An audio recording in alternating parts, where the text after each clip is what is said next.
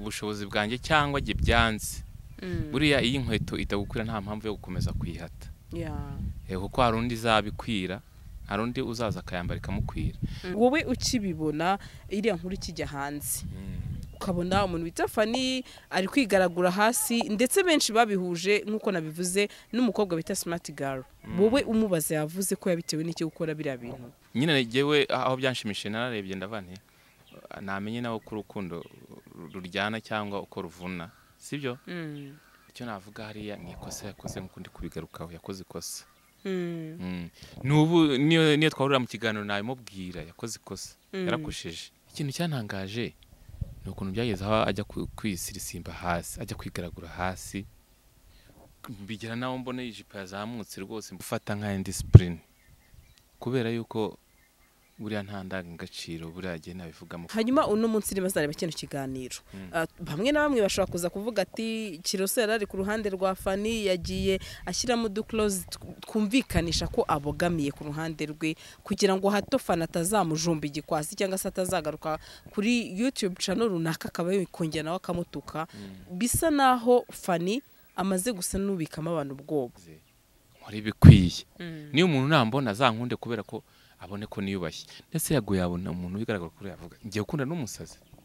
niyo afite sheri we n'ubwo yaba atanamufite ariko ntabwo ngiye gukunda n'umusazi. Ariko mu buzima busanzwe ubundi nkawe wirirwana na Fanny, Fanny ubundi mu buzima busanzwe ashobora kuba ari umunyamahane. Nagiye mbibona comment nyinshi zibivuga ati umukobwa ni igishegabo, umugabo uzakurongora zabagowe, ibintu nk'ibyo. Mbese hari n'abandi bakomeje banyandikira bambwira bati nubwo Fanny yatakiza ku mbuga nkoranyambaga cyane ariko n'ubundi ntago yahindutse, ati Fanny wa undi tuzi kera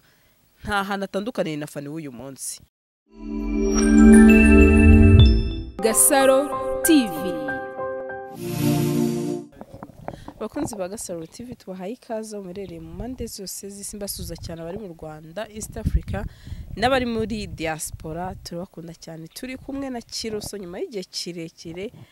tutabonana, haraciyemo imyaka kabisa. Umeze gute? Meze bon. Urakomeye? Ndashima Imana cyane. Iminsi myinshi kabisa. Amen. Bavuga ngo amen hari cyangwa cyane. Wari ugiye mu biki? Twe twaraburanye pe. Akazi nyine karambanye kenshi nyine ndikuguruka hirya no hino nshakisha umugati. Ni byiza burya umusore n'ukora kare agakora akiteza imbere kugira ngo ntazabimbwa, mutazabimbwa bakongera kugukatira. Niko bimeze. Kiro, amakuru y'iminsi wari umeze gute mbese muri rusange? Muri rusange imeze neza, akazi karagenda, nta mutima mubi, nta shitani mbega. Benshi barambwiye ati Kirose Imana ishimwe ko hari ibyo atasubiyemo kuri kamera, ati twe twaramwanze twaramuzinutswe. Niyo mpamvu wabaye nkureka gukora ibiganiro ku yandi ma YouTube cyangwa se n'ukubera ku kazi nyine? Nitekerejeho nsanga ibintu byo kwirirwa n'ubundi niruka nkatari cyo gisubizo cy'ibyo nari ndimo. Abaneka niturize animenyera akazi kanjye, baravuga ngo sakindi zawe byari ikindi. Wahisemo neza. Hanyuma tutagiye kuri nderuka kubona umuntu wita Fanny mu kiganiro, ndetse nawe urambwira uti numiwe nakubiswe n'inkuba. Ubundi nka Kirose bira bintu byakiriye gute? Biriya bintu rero ukuntu byakiriye nabonye ari nk'ubukunguzi, ko nanjye ubwanjye narabibonye banza gusubiza ntuza amashishi inyuma ndareba ni Fanny cyangwa se we amaye abandi kabaye wa mugani. Birancanga nanjye nyine mbitekerezaho umwanya munini, ndanamuhamagara ndamubwira ati se ni wowe nabonye cyangwa ntago ari wowe? Ndamubwira ati ni jyewe. Se byagenze gute, bimeze bite? Kubera twavugana kuri WhatsApp bimeze bite, nuko nyine tukaganira biraho tukahurira mu birori runaka, kuko Fanny ni inshuti yanjye bisanzwe nyine twamaze kuba abashuti basanzwe nyine. Ndamubwira ati ni jyewe, ni ibiki byaguteye biriya shango nyine ngo nanjye ngo numvise binjemo kuriya, nanjye birantangaza nyine. Ubwo nyine nibwo nagwamwaga ndavuga numiwe rwose. Hanyuma Kiro, benshi mu comment bagiye bavuga ati ino ni pranka ibi ngibi ni ukubeshya ino ni imitwe ati bigaragare ko na bya bindi bya Kiroso na Fani byari imitwiko byari ukubeshya we biriya bintu wabyakiriye gute ndetse hari na bamwe mu banyamakuru bagiye bakora iyo nkuru ati bigaragare ko niba uyu munsi tubonye Fani nawe yikurunga hasi yigana umuntu bita smart girl bigaragare ko nawe yarari mu gakino reka nkoresha iryo jambo icyo navuga buriya ururimi ni inyama yigenga buri muntu ku ruhande rwe avuga uko atekereza ibintu cyangwa bibona ntabwo abantu bagiye bavuga ibyo ngibyo babonye mu buryo bugiye butandukanye hari ukuntu umuntu areba ikintu akacyanaliza mu buryo bwe undi nawe akacyanaliza mu buryo bwe ubwo aho ngabo nyine uko bagiye bavuga ubwo niko babibonaga nanjye ubwanjye hari uko nabyanarije nyine nkuko nabivugaga ntibyarantangaje noneho ngiye bintera no kumubaza ubwo nyine ari n'ikinyamakuru nabonye cyabivuzeho cyane cyabyanarijeho cyane nyine kivugaho ibintu byinshi nyine ku Kiroso Fani ibiki n'ibiki ngo amapranka ngo ibiki n'ibiki ngewe iyo aba ari pranka mba narakomeje kubyirukankamo ariko byageze aho ndarekura bitewe nuko nabonaga yuko ngewe ubushobozi bwanjye cyangwa jye byanze buriya iyi nkweto itagukwira nta mpamvu yo gukomeza kuyihata kuko hari undi izabikwira hari undi uzaza akayambara ikamukwira niyo mpamvu ugiye narekuye ndavuga nti biranze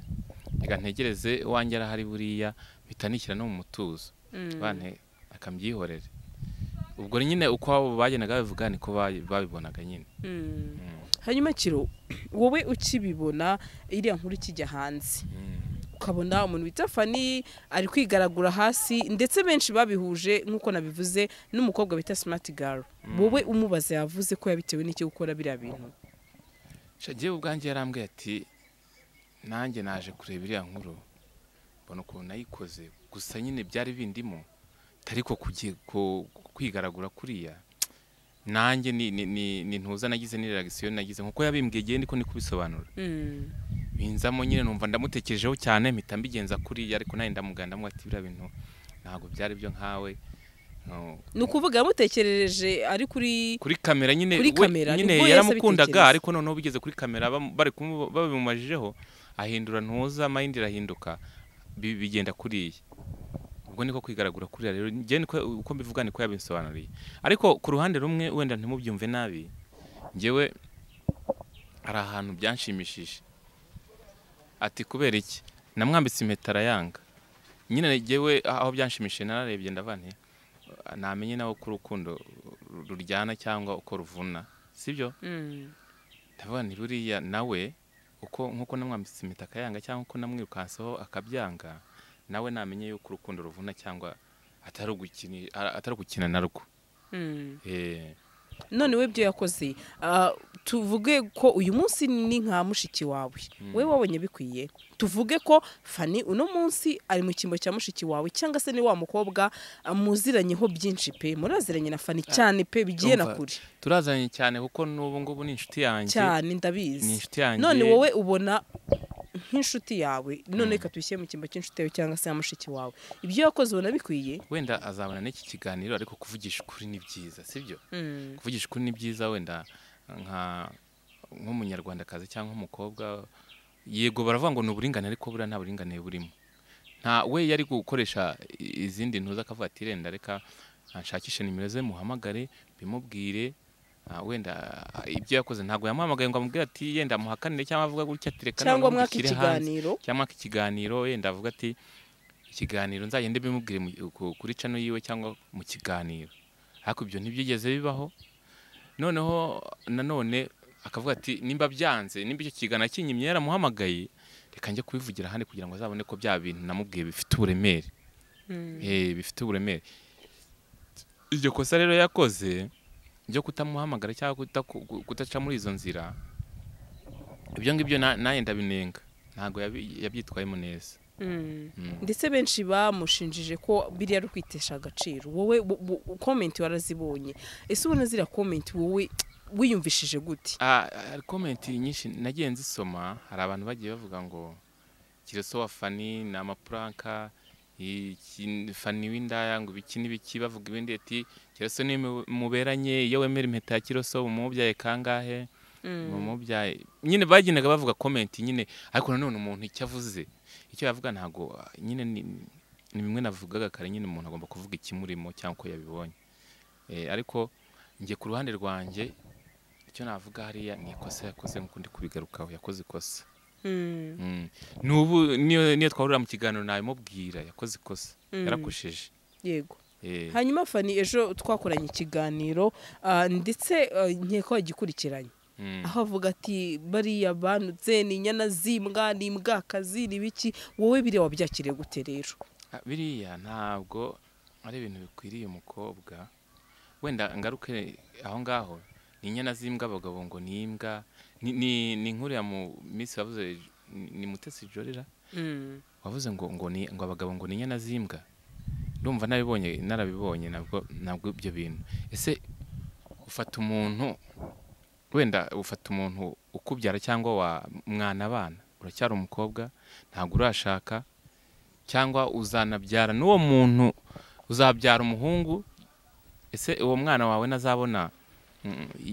ibyo bintu wavuze cyangwa iki kiganiro wakoze ko n'ubundi kiganiro atari ikintu gisaza ibintu si ibintu bisaza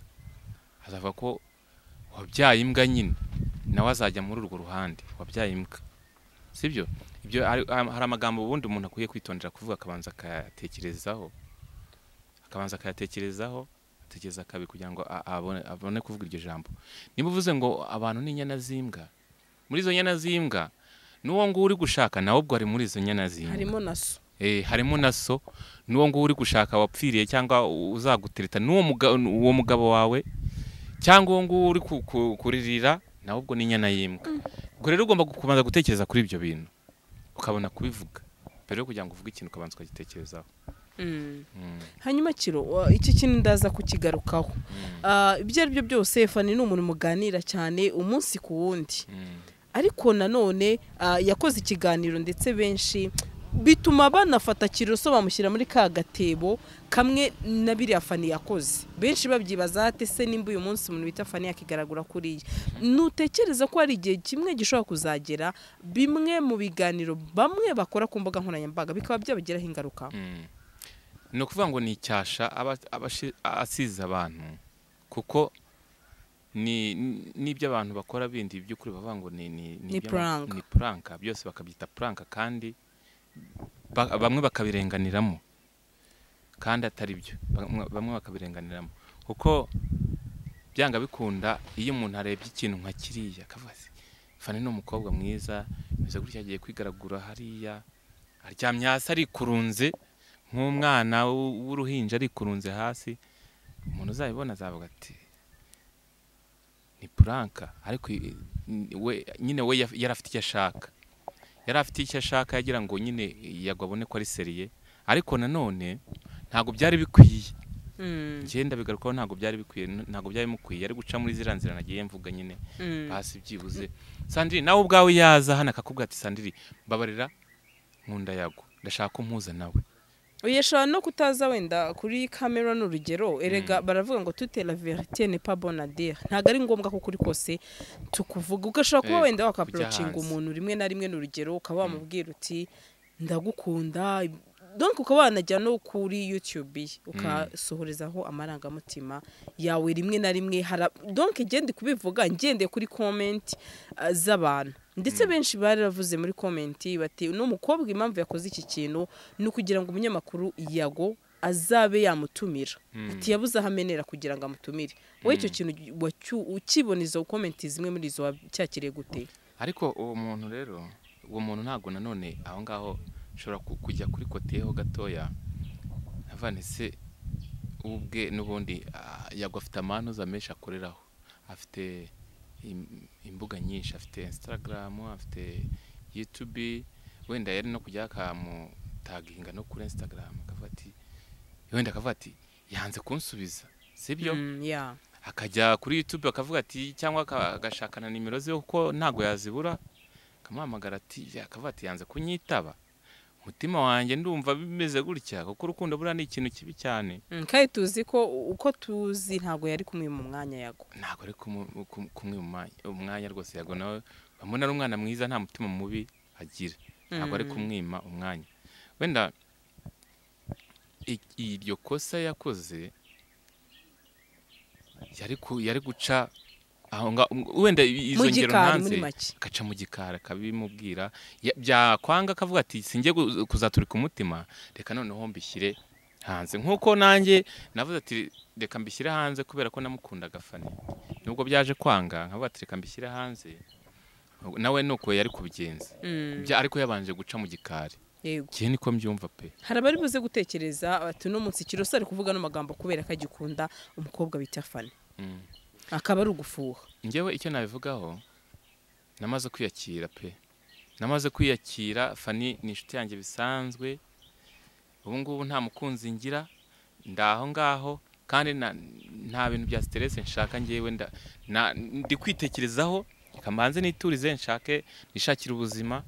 nishakira umugati. Ibintu byo kuvuga ngo Fani ngo reka nta kumufuhira wapi. Twamaze kuba inshuti bisanzwe, ntabwo ibyo gukundana byararangiye, namaze no kwiyakira, byamaze no kumvamo pe. Hanyuma Kiro, hari ikintu bazo ngiye kubaza kandi nk'umukristo uvugisha ukuri, ntisere kutabeshya uri umuntu w'umugabo. Ndababwiza ukuri rwose.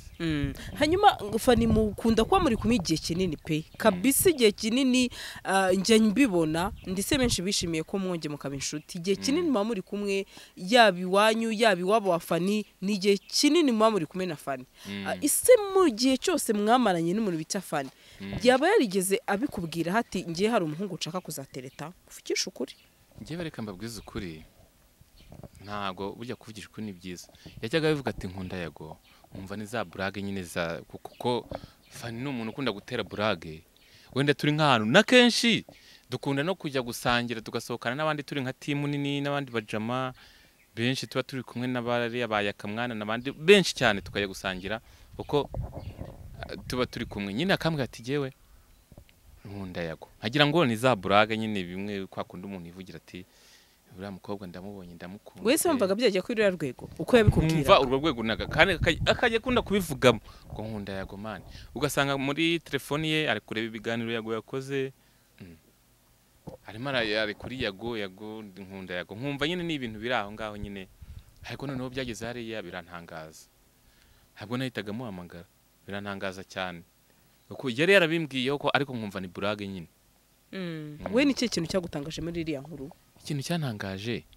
ni ukuntu byageze aho ajya kwisirisimba hasi, ajya kwigaragura hasi, bigera naho mbona ijipo yazamutse rwose, mbona ni ibintu bya aranarira, shambona ni ibintu nyine bidafase. Gene namuhamagaye muto Fani, vipi za bundi wowe urajya kwigaragura hasi urira umuntu ni rura rwego ugeze mu mane wagiye yubake, niko namubwiye. Nyine kumvuga ngo ni ajye yiyubaha, uko ari kuvuga ngo yenda ngo yarakonze umuntu mubi cyangwa ugize gute, nuko namubwira ati biriya bintu wakoze ntabwo byari byo washyizemo ntuza cyane. We yagusubije iki? Urakabye. Namubwira ati man tewe byihorere, ati urukundo ruravuna. Namubwira se ngiye byambayeho cyangwa uko nagukundaga ibyo wankoze ntubizi? Ngiye rero mbivuga noneho nseka, arumva ararakara cyane. Nyine namubwira ati biri kumbwa se nibiki, urumva? Rero ntago biriya ntago ari iby'umukobwa w'umunyarwandakazi, ngiye mbivuge rwose pe. Bye byaranambabaje. Ikindi kintu cyambabaje ni ikiganiro mwakoranye ejo, kiriya kinatuka abantu, indayi kingo ni inyana zimwe nkuko bamututse ibikindi bikirega buriya kazi. Ese umukobwa nk'iyavuze ngo imbwakazi, naranabimubajije, ari umukobwa mugenzi wacu, wowe umufata gute Kiro? To be honest, cyane namubwiye si yutse mufata nka indiscipline, kubera yuko buriya nta ndangagaciro buriya gihe nabivugamo, kubera ko nimba ufashe uri umukobwa uravuze ngo abantu ngo ni imbwakazi, ni imbwa, ni inyana z'imbwa. No, umuntu umureka gutuke, ngewe uzantuka nkwihorere, kubera ko ninagusubiza suzangira ute,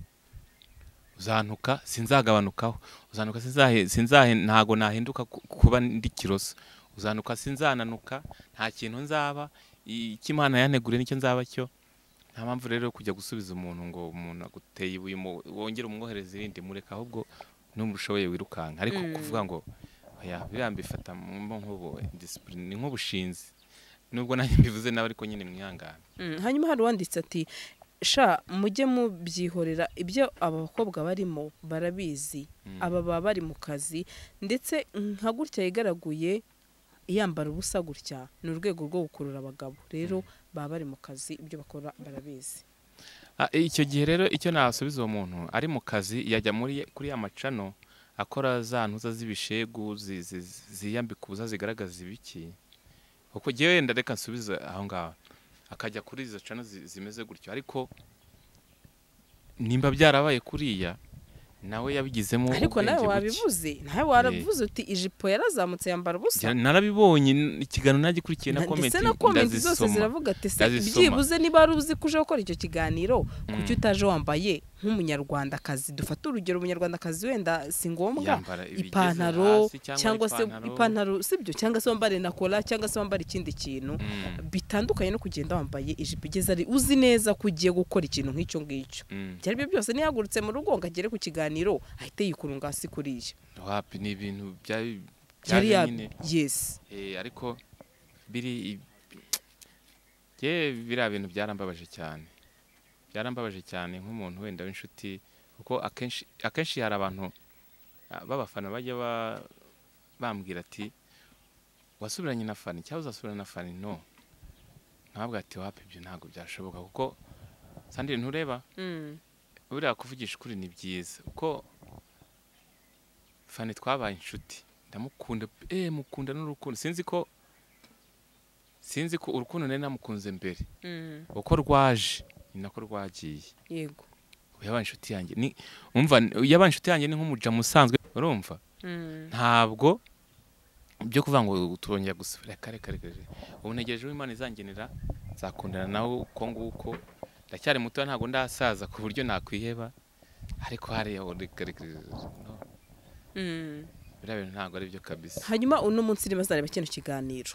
bamwe na bamwe bashobora kuza kuvuga ati Kiroso yarari ku ruhande rwa Fani yagiye ashyiramo duclose twumvikanisha ko abogamiye ku ruhande rwe kugira ngo hato Fani atazamujumba igikwasi cyangwa se atazagaruka kuri YouTube channel runaka akaba yikongera nawe akamutuka bisa naho Fani amaze gusa n'ubikamo abantu ubwoba ndabizi benshi baraza kubivuga ubundi we mu buzima busanzwe Fani ntumutinya oya ntago mutinye ibaze ntago mutinye byose ndamutinyamiye iki koko ntago mutinye ngiye icyo navuga icyo namubwira azareba iki kiganiro nahinduka ajye muri ntuza y'umunyarwandakazi y'umukobwa wiyubashye ibintu nka biriya mbyita giye nabyita nk'ubujajwa sibyo nabyita ubujajwa abe umuntu uri seriye kuko n'umubonye abona ko atari seriye biriya bintu yakoze abona ko atari seriye naho umuntu uri seriye naho umuntu uri seriyeze areke kwirwa yirukanka ko nuza kuriye yigaragura hasi iyo agenda akabivuga yicaye byari kumvikana byari kumvikana se ari nayo mpamvu benshi batekereje ko kira kinari prank ko umuntu yakikurunga hasi kuriya ati birashoboka ko byaba ari ibintu we ari gukora kugira ngo abe yaba nkushishikariza kumutumira. Jewe ku ruhande rwanjye ntabwo ndi kumukingira ikibaba sibyo ku ruhande rwanjye ndavuga ko hari yabigizemo ubwenge bukeya ibyo yakoze ibyo yatekereje amarangamutima nayo ugomba kugerageza ukayayobora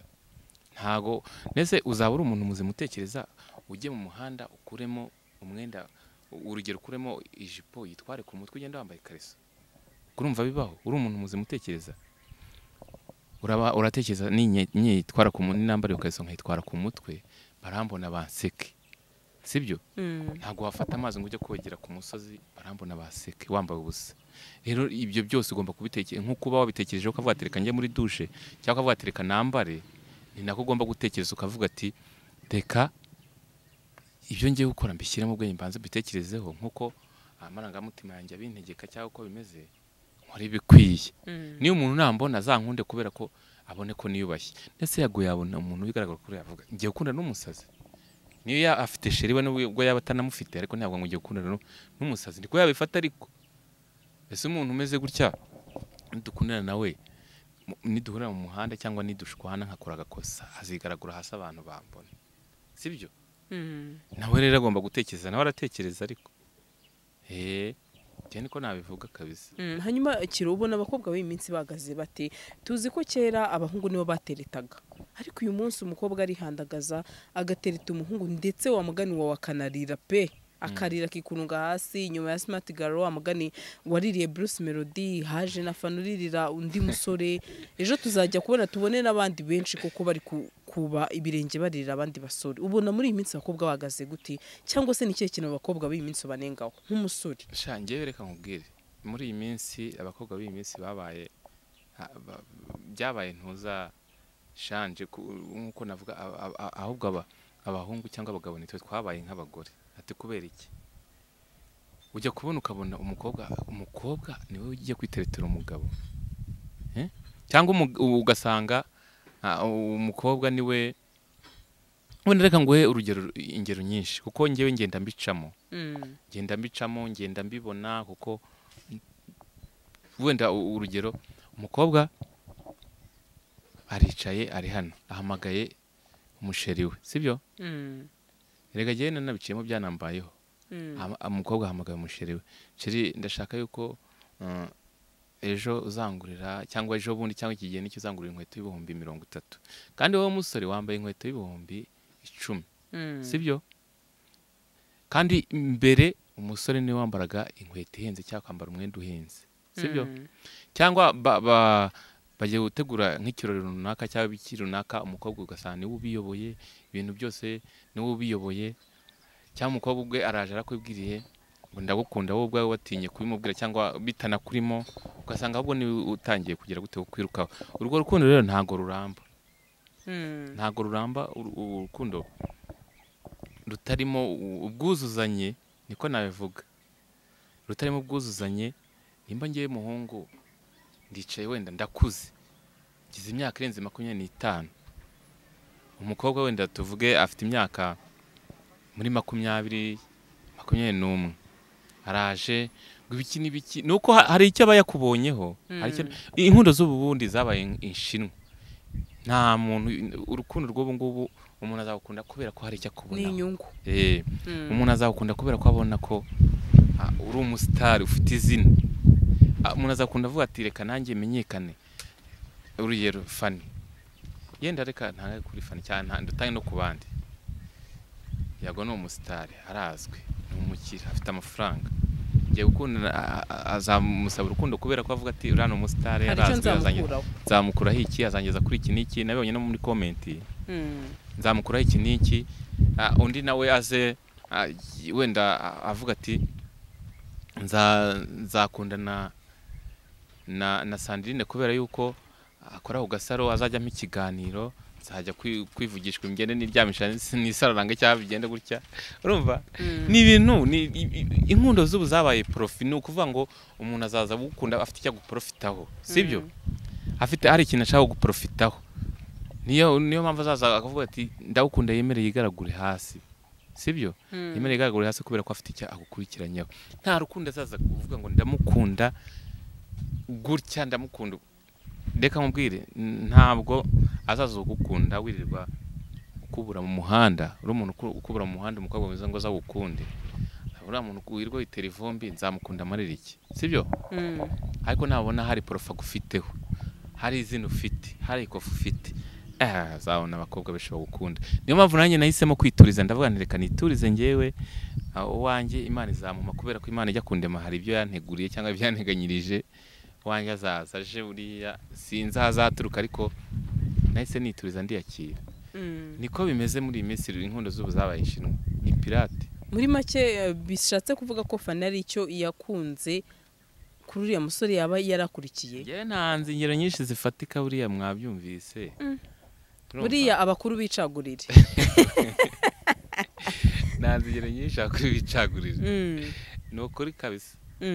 Ariko mu buzima busanzwe ubundi nkawe wirirwana na Fanny. Fanny ubundi mu buzima busanzwe ashobora kuba ari umunyamahane. nagiye mbibona comment nyinshi zibivuga ati umukobwa ni igishegabo umugabo uzakurongora zabagowe ibintu nk'ibyo mbese hari n'abandi bakomeje banyandikira bambwira bati nubwo Fani yatakiza ku mbuga nkoranyambaga cyane ariko nubundi ntago yahindutse ati Fani wa undi tuzi kera nta hantu atandukaniye na Fani w'uyu munsi gusa Fani kereka umwendereje mu buzima busanzwe maze busanzwe nta mutima mubi kereka umwendereje nyine iyo kamera izamutse buriyo waje gukora ikiganiro se abantu bakabashyiraho comment yabo ari negative cyo positive ni ikosa ryawe ni ikosa ryabo ni ikosa rya bavuga ariko rega buriya byibuze 50%. 50% abantu bavuga ibyo babonye 50% abantu bavuga ibyo babona yego umuntu naza akavuga ati Kiroso ni umusinzi Kiroso ni umusambanyi Kiroso ni umugome Kiroso ni umwana mubi byibuze mu bantu 100 50 uri kumva hazaba arimo bavugisha ukuri kandi niko kuri pe erega iyo waje burya ku mbuga nkoranyambaga uba wamaze kuba navuga ngo umusitari ni ukuvuga ngo rero nimba wemeye yuko wakora ikiganiro emera unavugwe rero none ubona umuti ari uko watuka abantu oya nta gutuka abantu erega buriya wowe ururimo n'inyama yigenga kuvuga ngo ugiye gutuka umuntu yavuze nyine icyo yabonye nimba atari cyo ahubwo wowe iturize muho kuri kwa nyakwa bibone ko none urengana ugaragaze kurengana kwawe wihakanire wihakanire ako wimutuka ikibazo cyanyuma ko n'umutuku uzaba umeze nkawe ikibazo cyanyuma ni irihe kosa rikomeye ushinja Fani ikosa rikomeye mushinja nuko wenda aba yakoze ibintu atabitekerejeho jewe niko nabibona muri analize yanjye nuko aba yakoze ibintu atabitekerejeho ati kubera ndatanga ingero nyinshi sibyo oya ebyiri reka ntange ebyiri kugira ngo dusoze ikiganiro nta kibazo ndatanga ingero ebyiri ndahera kuri njyewe kumwambika impeta kwanjye wabonye isoni yankojeje ko yabigenje ikindi cya kabiri ndavuga kuri kira kiganiro yakoze yigaragura hasi rero ndabimushinja kandi nabimunenga kuko impamvu mbimunenga cyangwa bimushinja nuko icyambere iyo njya kumwambika impeta akayemera byibuze twava kuri kamera kubera ko byarebwaga n'abantu benshi kambwa ati wapi naze gukoza isuku yese bikora live no gufata icyemezo uhubutse niko babyita ikindi biriya bintu twavuze ngo navuze ngo yigaraguye hasi yari kwicara gakora ikiganiro wenda ntabi agakora akamuhamagara kuri telefone nkuko nagiye mbivuga ntahitabuka ngo abigenze kuriya Kiro reka nkureke wakoze kuduha umwanya wawe wigomye akazi kawe uza kutuganiriza ndetse nkunze ko utanze inama ku mpande zombi hari namugiriye Fani hari namugiriye abatanga comment ndetse nshimye cyane ko uvuze ngo nge nta muntu njya ntera amabuye itera comment kuko ni nkaho ari njye uba wizanye none akandi nakongeraho abakunzi banjye wenda najya mbabwire ko nsigaye nkora kuri Sky TV Rwanda agomba kunsangaho kandi n'abantu bampa n'ibitekerezo nimero zanjye ntago nagenda ntazivuze n'inama izazi ni 0788 29 62 15 8 wakoze cyane ndabakunda cyane Gasaro TV.